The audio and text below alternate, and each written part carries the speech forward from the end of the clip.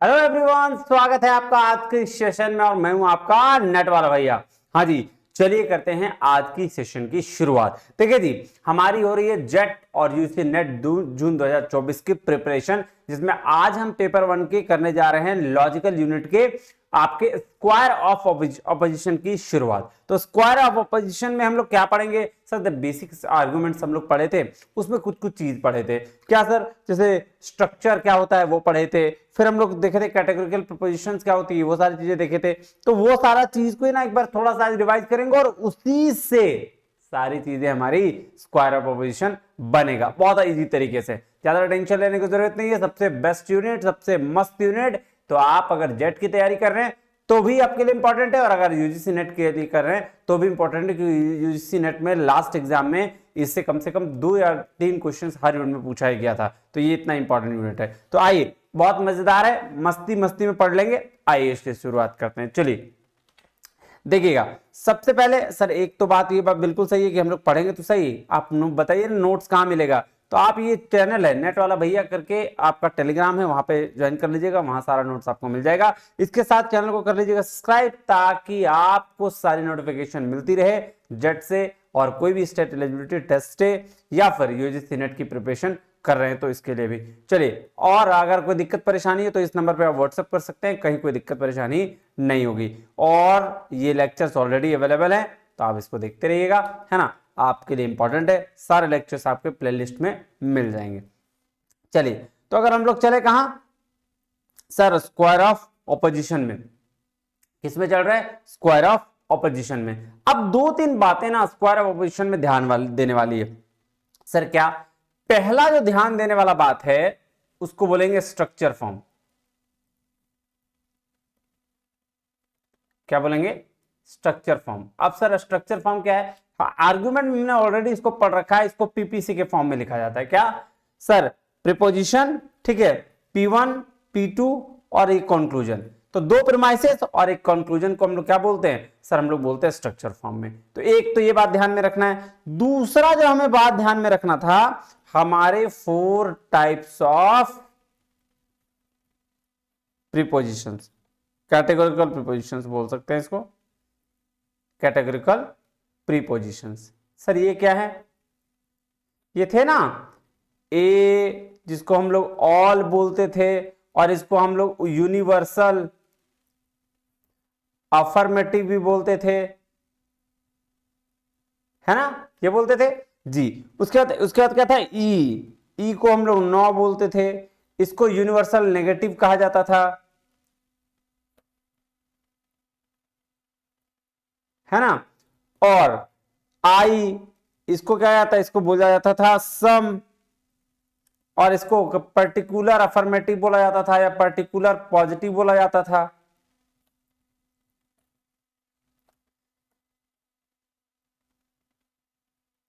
Particular positive कह लो या affirmative कह लो, कोई दिक्कत नहीं है। और एक था ओ, जिसको हम लोग सम नोट कहते थे, और इसको हम लोग कहते थे पर्टिकुलर नेगेटिव। ये बस इतना आपको ध्यान रखना है। अगर आपको ये चीज ध्यान है, क्या क्या? पहला स्ट्रक्चर फॉर्म, ये, फिर 4 टाइप्स ऑफ कैटेगोरिकल प्रीपोजिशंस, जिसमें हमें क्या देखना था सर? देखना था ए ई आई ओ। ए को हम लोग डिनोट करते हैं ऑल से, ई को डिनोट करते हैं नो से, आई को डिनोट करते हैं सम से, और ओ को डिनोट करते हैं किससे? सम नोट से। और इसको हम लोग यूनिवर्सल, ऑल को यूनिवर्सल अफर्मेटिव, नो को यूनिवर्सल नेगेटिव, सम को पर्टिकुलर पॉजिटिव, और सम नोट को पर्टिकुलर नेगेटिव कहते हैं। तो भाई साहब, अच्छा सर एक बात बताइए ना, हम स्क्वायर ऑफ ऑपोजिशन में क्या पढ़ेंगे? बेसिकली स्क्वायर ऑफ ऑपोजिशन कहने का मतलब होता है एक ग्राफ। आप एक ग्राफ को ध्यान से देखिए।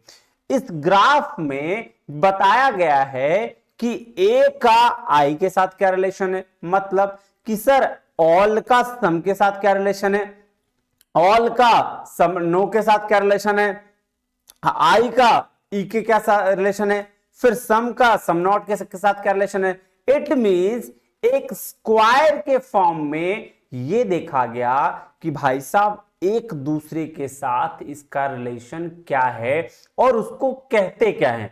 बस यही समझना स्क्वायर ऑफ ऑपोजिशन है, और कुछ भी नहीं है। क्या है? एक दूसरे के साथ रिलेशन को समझना। अब देखिए मैं एक बात ध्यान से बताता हूं, थोड़ा सा मैं आपको यहां और एक पे हेल्प कर देता हूं। देखिए ए को मैंने क्या कहा था, ऑल, ये को ई को नो, इसको बोला था सम नॉट, है ना, और इसको बोला था सम, यही कहा था जी। तो अगर ए और ई के रिलेशन की बात होगी, या तो हम कह सकते हैं कि ऑल और नो के रिलेशन की बात हुई, सर बिल्कुल बात हुई। अब ऑल और नो के रिलेशन को कहा जाता है कॉन्ट्रारी।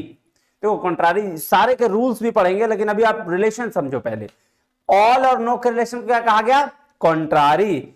ऑल और सम के रिलेशन को, यानी कि ए और आई के रिलेशन को कहा गया सबअल्टर्न। क्या कहा गया, सबअल्टर्न। उसी तरीके से आई और ओ के रिलेशन को, यानी कि सम और सम नॉट के रिलेशन को कहा गया सब कॉन्ट्रारी। क्या कहा गया, सब कॉन्ट्रारी। ई और ओ के रिलेशन को कहा गया सबअल्टर्न। क्या कहा गया, सबअल्टर्न, ठीक है।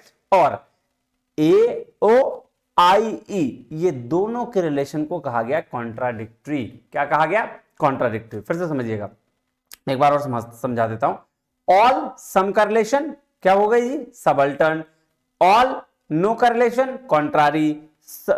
आई ओ का रिलेशन सब कॉन्ट्रारी। ई और ओ का रिलेशन सबअल्टर्न, ये हो गया। और ए ओ और आई ई का रिलेशन जो बोलते हैं इसको क्या, कॉन्ट्राडिक्टरी। तो ये बात थी, इतना चीज समझ में आ गया होगा आपको, मुझे लगता है इसमें कोई दिक्कत नहीं हुई होगी। इतना अगर चीज समझ में आ गई तो फिर आगे कहीं कोई परेशानी नहीं होने वाली है। सर अब इसको याद कैसे रखेंगे, हमारे साथ तकलीफ है कि हम थोड़ा सा याद करने में दिक्कत है, इतना सारा क्यों याद रखेंगे हम। एक फिगर बना लीजिए जेड का। कैसा फिगर बना लीजिए, जेड का। कुछ नहीं करना है, ए यहां लिख दीजिए, ई यहां लिख दीजिए, आई यहां लिख दीजिए, ओ यहां लिख दीजिए। जब भी एग्जाम में क्वेश्चन आए इसको आप बना लीजिए ऐसे, ए बराबर ऑल, ई बराबर नो, ये बराबर आई बराबर सम, और ओ बराबर सम नॉट। ठीक है, बस इतना ही याद रखना है। अब यहां से यहां रिलेशन, इसको बोलते हैं कॉन्ट्रारी। इस यहां से यहां रिलेशन सब कॉन्ट्रारी। यहां से यहां रिलेशन इसको बोलते हैं सबअल्टर्न। यहां से यहां रिलेशन सबअल्टर्न। ये और ये रिलेशन ये कहलाता है कॉन्ट्राडिक्टरी। बस कुछ था इसमें नहीं। अब आ जाओ, तो चलो इसको देखो, ये रिलेशन है बेसिकली, इसको ही समझना है, इससे ज्यादा आपको कुछ नहीं समझना है। अब आइए हम चलते हैं एक एक करके आपको समझाते हैं क्या क्या चीज कहा गया। ध्यान से दीजिएगा। देखिए इसी ऑल को यूनिवर्सल अफर्मेटिव कहा गया, इसी नो को यूनिवर्सल नेगेटिव कहा गया।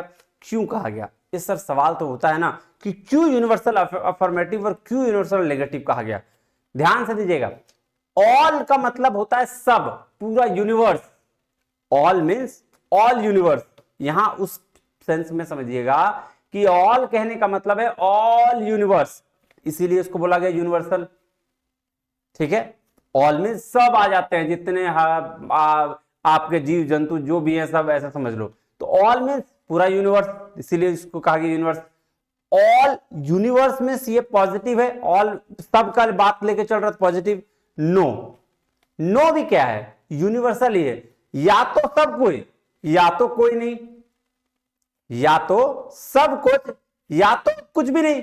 तो कुछ भी नहीं क्या है, यूनिवर्सल है कि भाई साहब हमको किसी से कोई मतलब नहीं है। लेकिन ये क्या है, नेगेटिव है, ना है। नो मींस, है ना, यू ऑल मींस सब, नो मींस यूनिवर्सल नेगेटिव, इसलिए इसको यूनिवर्सल पॉजिटिव और नेगेटिव कहा गया। बात खत्म।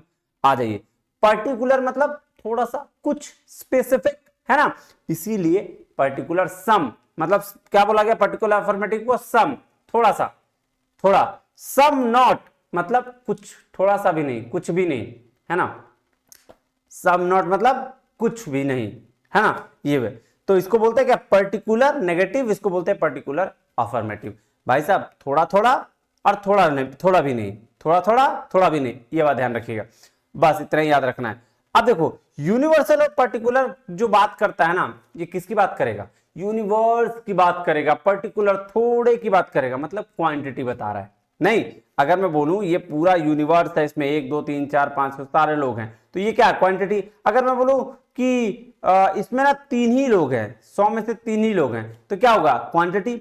लेकिन अगर मैं बोलूं कि तुम अच्छे स्वभाव के हो, तुम्हारा गुण बहुत पॉजिटिव रहने का है, तुम बहुत गंदे नेचर के हो, ऐसा मैं बोलूं, तो इसका मतलब क्या हुआ कि आप क्वालिटी की बात कर रहे हैं। तो अगर मैं यूनिवर्सल और पर्टिकुलर की बात करूं तो वो आ जाएगा क्वांटिटी, और अगर मैं पॉजिटिव और नेगेटिव की बात करूं तो वो आ जाएगा क्वालिटी। सवाल पूछा गया है, ध्यान से समझिएगा।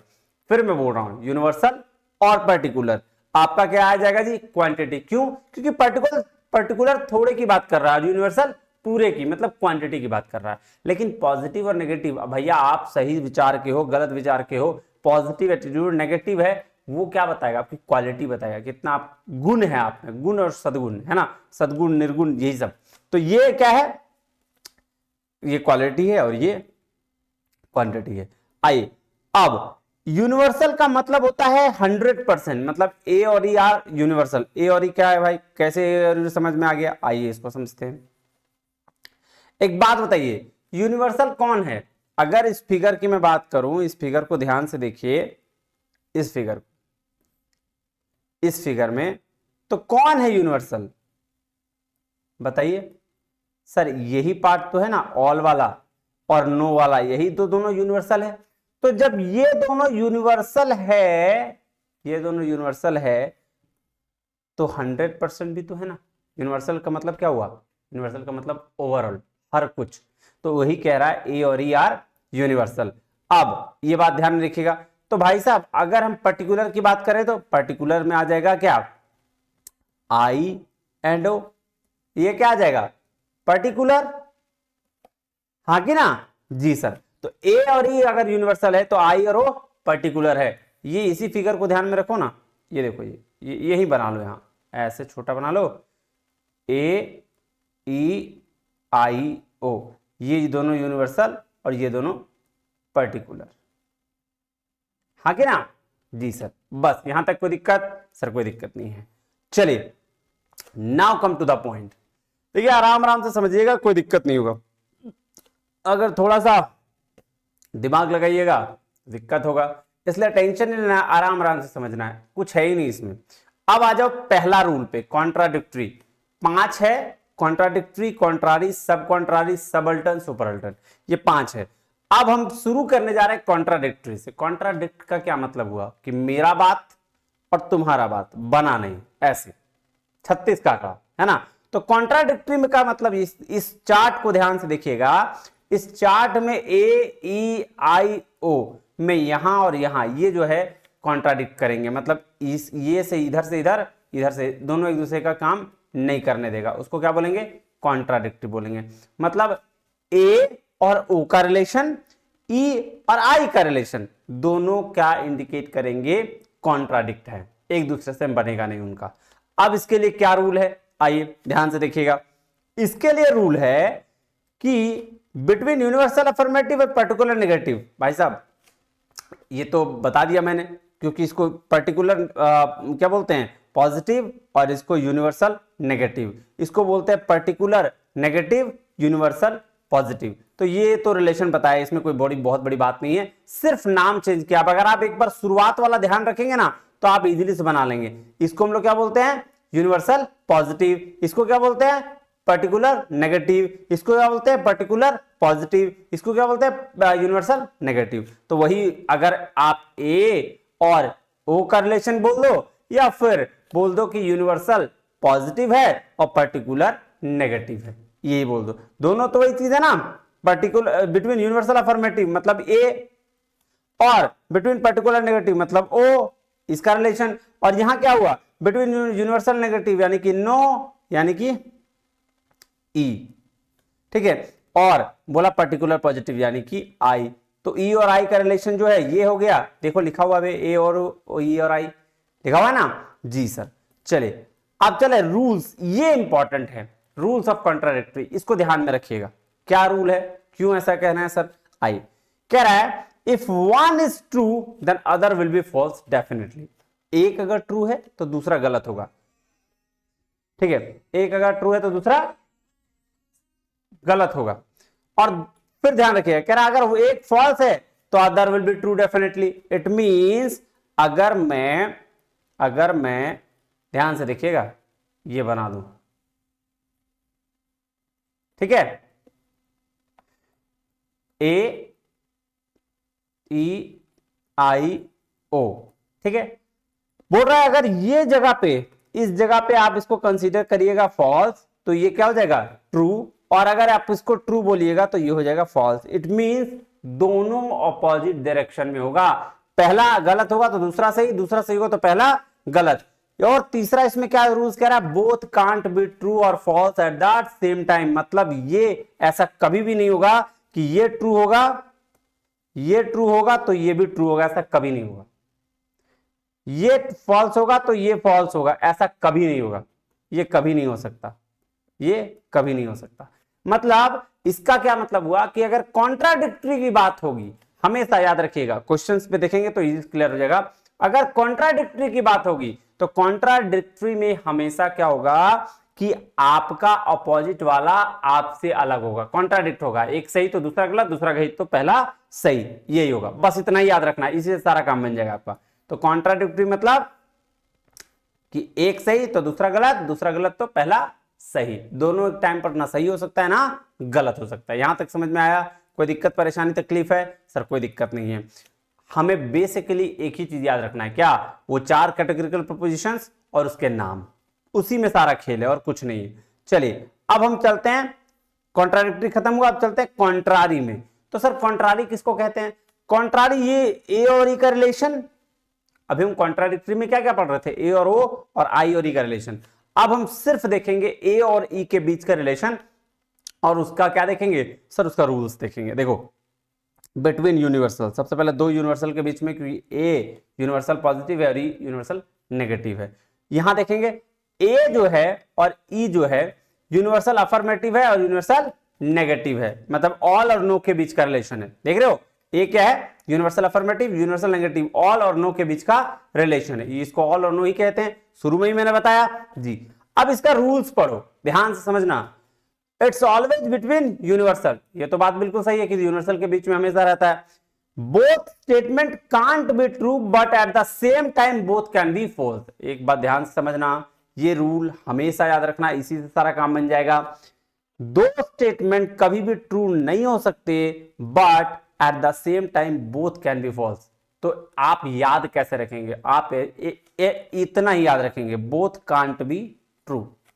अगर आप ये याद रख लेते हैं बोथ कांट बी ट्रू, तो सामने वाला खुद याद रह जाएगा कि भैया दोनों फॉल्स हो सकता है, वो दोनों फॉल्स नहीं हो सकता, बोथ कांट बी ट्रू। हाँ, दोनों सही नहीं हो सकता बट दोनों फॉल्स हो सकते हैं। तो both can't be true but at the same time both can be false. ठीक है, अब इसका क्या मतलब है उसको ध्यान से समझिएगा। क्या कह रहा है कि 2 स्टेटमेंट दिए गए हैं, ठीक है, अभी एग्जांपल में देखेंगे।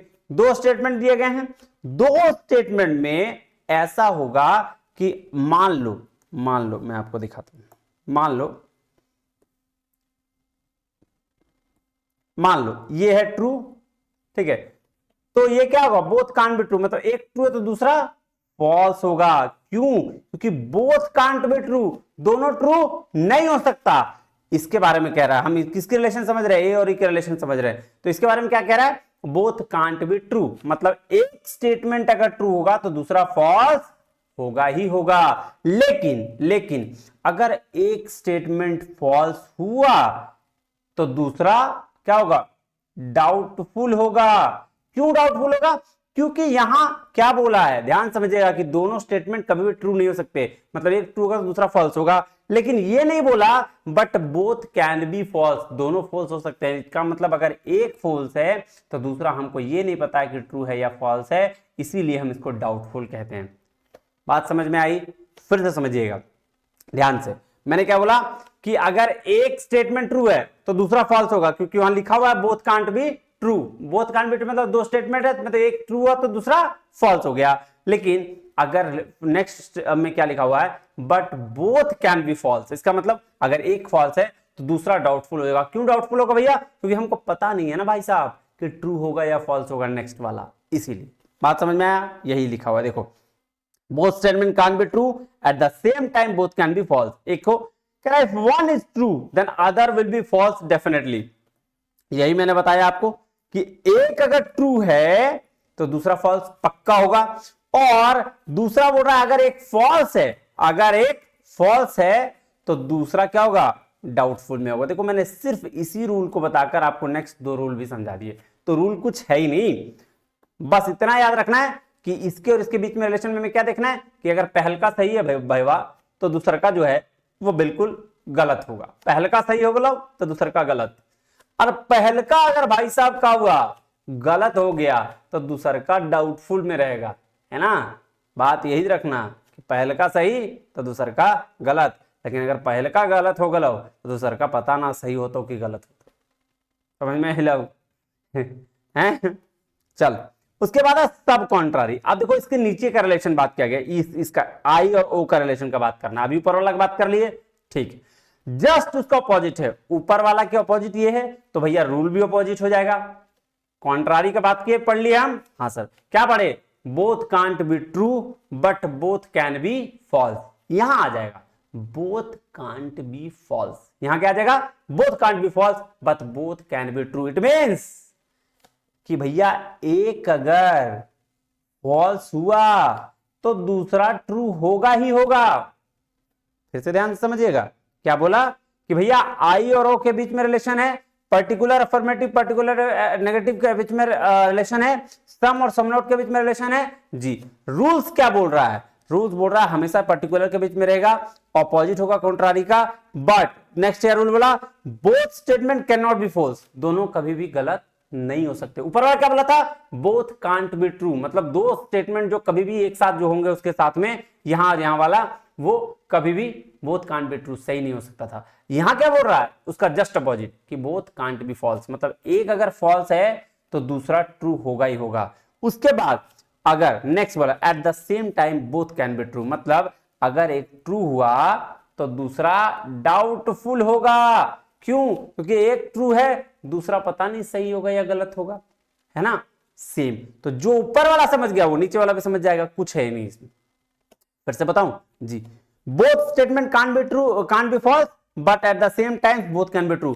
Both statement can't be false, दो स्टेटमेंट है, किससे, आई से सम का स्टेटमेंट बनेगा, ओ से बनेगा किसका, सम नोट का, तो both statement can't be false, मतलब अगर एक फॉल्स आ गया तो दूसरा डेफिनेटली क्या होगा, ट्रू होगा। लेकिन अगर पहला वाला ट्रू आ गया तो दूसरा क्या होगा, डाउटफुल हो जाएगा। वही चीज नीचे लिखा है देखो, if one false then other will be true definitely, अगर एक गलत है तो दूसरा सही होगा।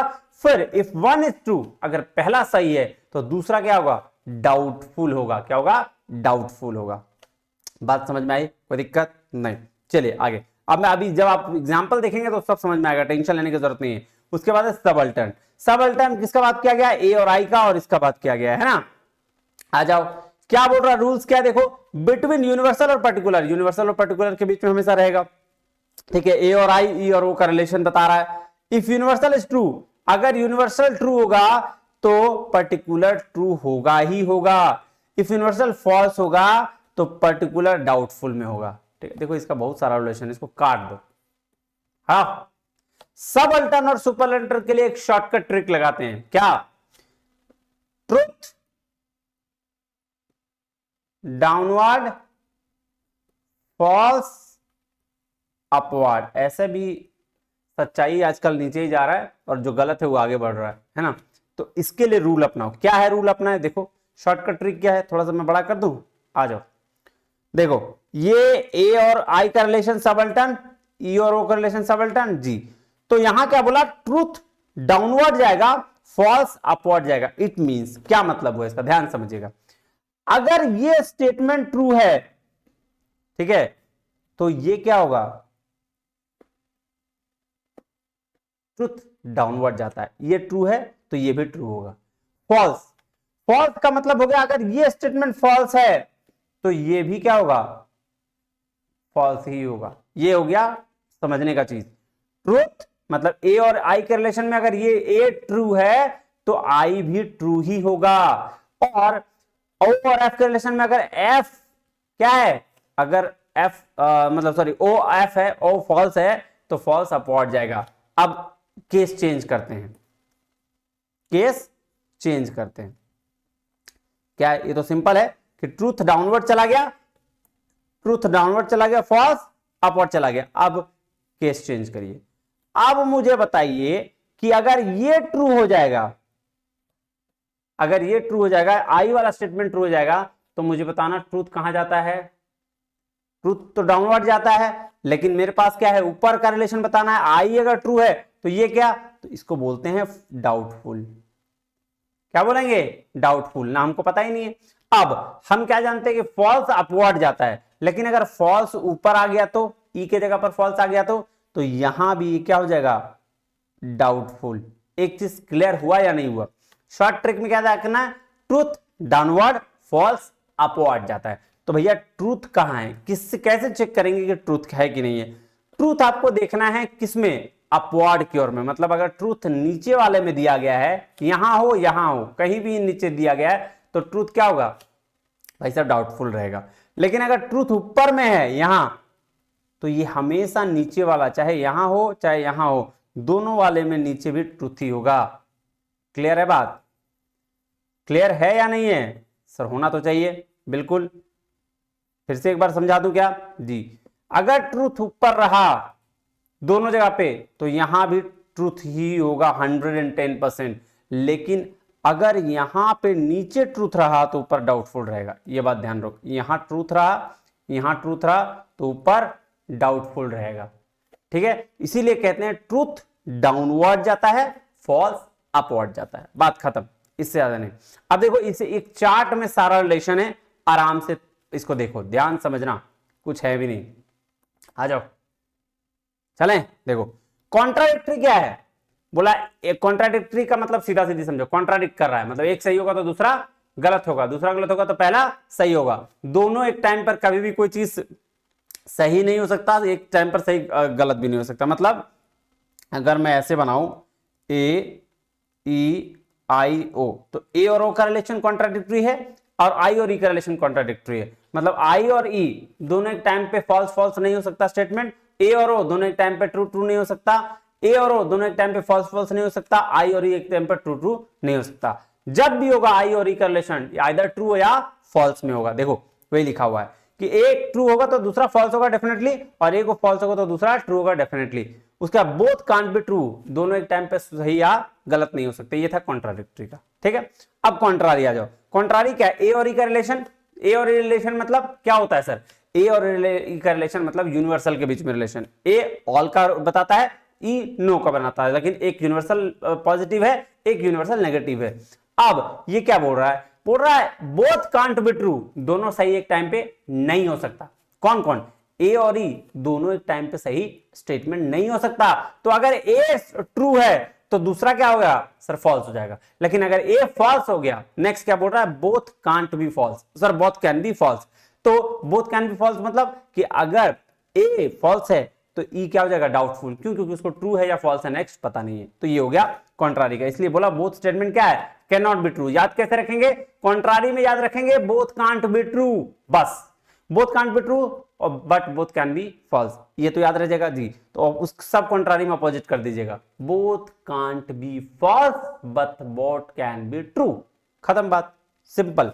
तो if one is true then other will be false definitely. एक अगर ट्रू हुआ तो दूसरा फॉल्स होगा। मतलब ए अगर ट्रू है तो ये फॉल्स कंपलसरी है, लेकिन अगर ये फॉल्स है तो ये डाउटफुल हो जाएगा। बस इतना ही तो है यार। उसके बाद सब contrary, opposite to contrary, between particular के बीच में होगा, आई और ओ का रिलेशन बताना है जी सर।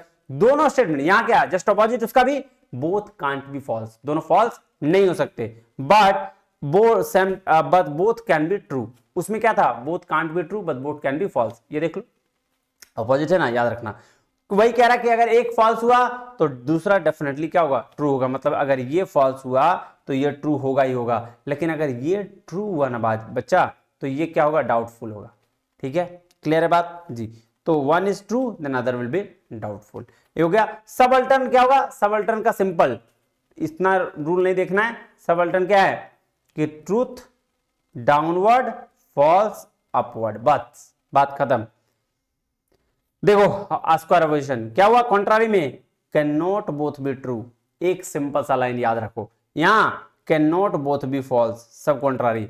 ये सबअल्टर्न या सुपरअल्टर्न डाउन ट्रूथ के साथ, अप फॉल्स के साथ, डाउन ट्रूथ के साथ, फॉल्स के साथ, इसी को बस याद रखो। देखो उतना सी सब भूल जाओ। अगर वो तो रूल था समझाने के लिए, मैंने समझा दिया, लेकिन अगर आपको सिर्फ इतना याद है तो काम बन जाएगा कि ए और ई के बीच में क्या याद रखना है, can not both be true, both can't be true but both can be false. इसमें है, नीचे आ जाओ, both can't be false but both can be true. ये हो गया कॉन्ट्रारी सब कॉन्ट्रारी के लिए। कॉन्ट्राडिक्टरी में आपको हमेशा याद रखना है कि ऑलवेज अपोजिट रहेगा, ना सामने वाला एक जैसा हो सकता है, ना ए और ओ कभी ट्रू हो सकता है, ना आई और ई कभी फॉल्स और या ट्रू हो सकता है, दोनों अपोजिट रहेगा, कॉन्ट्राडिक्ट रहेगा।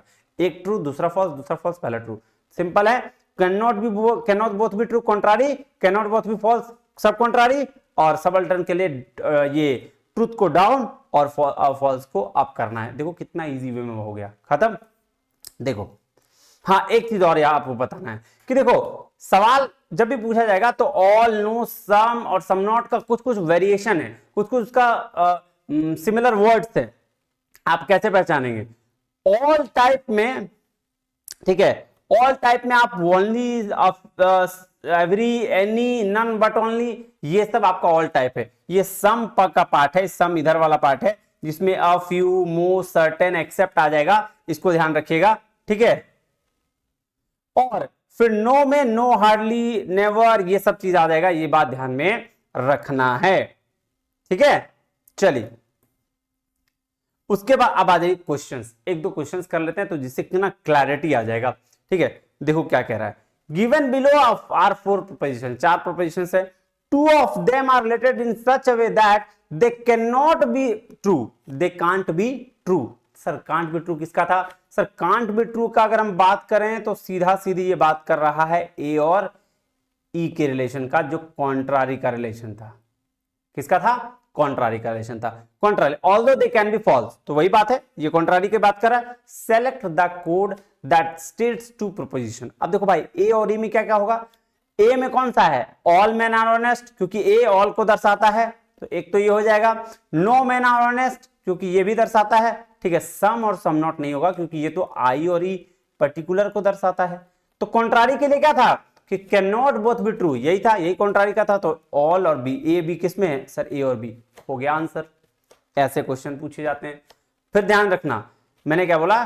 दे can not both be true, कैसे याद आया? Sir both can't be true किसमें था? कॉन्ट्रारी में था। कॉन्ट्रारी में क्या? ऑल और नो का रिलेशन। ऑल और नो में कौन स्टेटमेंट है? यही दोनों, तो यही दोनों क्या हो गए? आंसर हो गए। चलो नेक्स्ट देखें।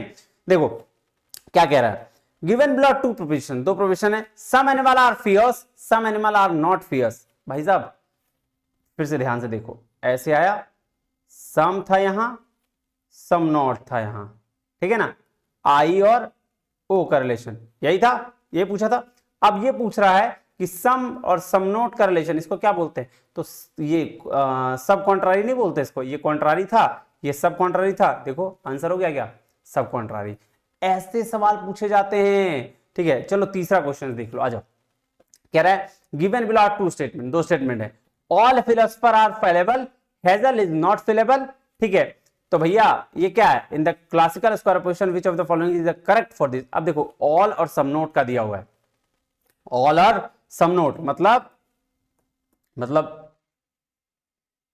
ए ई आई ओ दिया, ऑल यही हो गया और सम नॉट ये हो गया, मतलब यहां से यहां का रिलेशन पूछ रहा है। तो सर जब ऐसे टेढ़े वाला तिरछा वाला रिलेशन था, इसको क्या बोलते थे? कॉन्ट्राडिक्टरी। क्या बोलते थे? कॉन्ट्राडिक्टरी। आंसर क्या हो जाएगा? कॉन्ट्राडिक्टरी।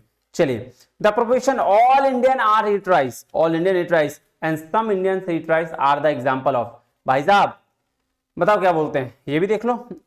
ऑल, इसको बना लो ऐसे पहले, ऑल, नो, सम और सम नॉट, ठीक है। यहां ए ई आई ओ। अब पूछा क्या है? ऑल इंडियन मतलब ये वाला रिलेशन, और सम इंडियन मतलब ये वाला रिलेशन। तो इसको क्या बोलते थे? सर इसको बोलते थे सबअल्टर। क्या बोलते थे? सबअल्टर। बात समझ में आया? कोई दिक्कत? देखो ऐसे क्वेश्चन पूछे जाते हैं इसमें, है ना, ठीक है जी। तो चलिए, मुझे उम्मीद है कि आपको ये चीज समझ में आ गया होगा, और अगर कोई दिक्कत हो रही है फिर फोन कर लीजिएगा। तब तक के लिए बहुत बहुत धन्यवाद। Thank you very much. जय हिंद।